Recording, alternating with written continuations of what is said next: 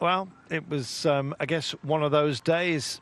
May well be that it's all about the build-up, of course, to Liège-Bastogne-Liège for Mathieu van der Poel. A lot of teams fatigued out there, Brian, as Kwiatkowski was saying. Even they felt the heat at Ineos Grenadiers, trying to sustain themselves for Tom. Yeah, it was a little bit strange in the end, still significant, and it was here that it kind of started to kick off with, about 35 kilometres to go. There was a couple of steep climbs over the top, and, the breakaway riders started attacking, and over these kind of final kind of kilometres here from kind of 35 to just under 30, that was the significant part of the race today. It certainly was. Selections, when they came, turned out to be significant, and it was in and around that Coburg climb as well. The Keutenberg was really our launch pad, Brian. It was. There was, a few tentative attacks, but I think when this group of 12 got together in the last kind of 26 kilometres, I think they all kind of knew that this was significant.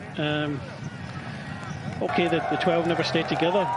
We came around that kind of famous corner onto the Coburg for the last time 18 kilometres to go, and it was Mark Hirschi trying to get rid of the less strongest riders.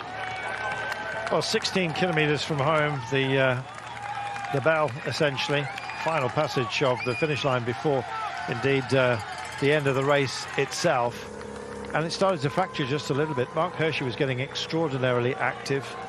Tom Pidcock looked to be marking everything out, and when he drifted past his three compadres in this quartet and had a look-see, he was looking in their faces, wanting to know what they'd got, and in the end he had just that little bit more.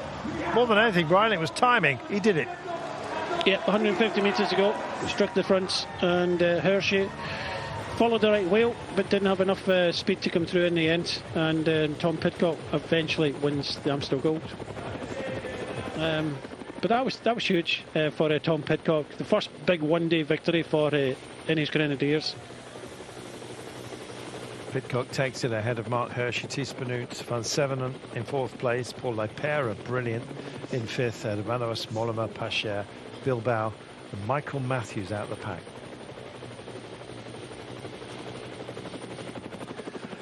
Michael Matthews, he'll be one of many big names licking their wounds today. You can do a lot, but you can't do it all, as Mathieu van der Poel has found out, Brian.